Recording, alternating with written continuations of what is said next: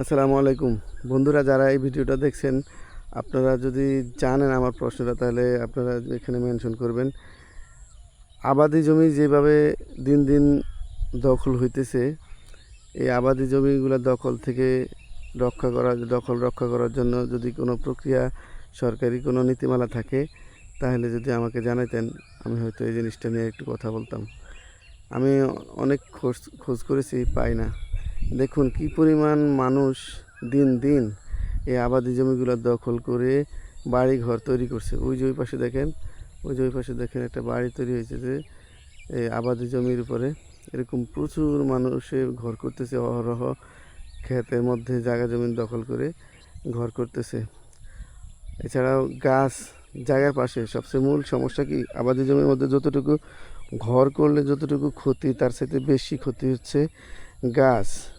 এই গাছের ছায়া, যে কোনো জায়গার দক্ষিণ অথবা পূর্ব পাশে যদি গাছ থাকে, তাহলে সেই জায়গার ফসল অর্ধেকে নষ্ট হয়। যদি বড় জমি হয় তাহলে অর্ধেকের বেশি নষ্ট হয়, আর ছোটো জমি হলে পুরো নষ্ট হয়। কারণ হচ্ছে দক্ষিণ পাশ আর পূর্ব সাইডে, পূর্ব দিক থেকে সূর্য উঠে সারাদিন দক্ষিণ পাশে থাকে, বিকালে গিয়েও সূর্য অস্ত যায়। তো এই কারণে দেখা গেছে এই পুরা ক্ষেতের মধ্যে ছায়া থাকে, আর গাছ থেকে যে পাতা পড়ে, সেই পাতাগুলো জমির ফসলের মধ্যে পড়ে, বিধায় মানুষের জমির ক্ষতি হয়। তো যারাই আবাদি জমির মধ্যে, প্রথমত আমি মনে করি যে আবাদি জমিটাকে সংরক্ষণ করা দরকার। এখনই সময় সরকারের বিভিন্ন আবাদি জমির মধ্যে জায়গা ঘর করতে গেলে সরকারি অনুমোদনের প্রয়োজনীয়তা সৃষ্টি করা।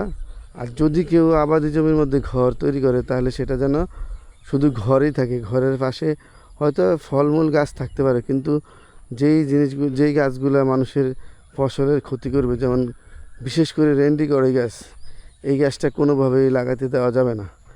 যদি লাগায়, কাঠ গাছ হিসেবে শিশু গাছ, বেলজিয়াম গাছ, তারপরে মেহগনি গাছ, যে গাছগুলো সোজা হয়ে উপরের দিকে উঠে ডালপালা কম ছাড়ে, সেই ধরনের গাছ দেওয়া উচিত। সেই ধরনের গাছ লাগানো উচিত। আমরা দেখি যে আবাদি জমির পাশে যারা বাড়িঘর তৈরি করে, প্রথমে এই গাছ, এই রেন্ডি করে গাছ লাগাই দেয়, পরবর্তীতে ওই পার্শ্ববর্তী যার জায়গা আছে সেই জায়গাগুলো নষ্ট হয়ে যায়।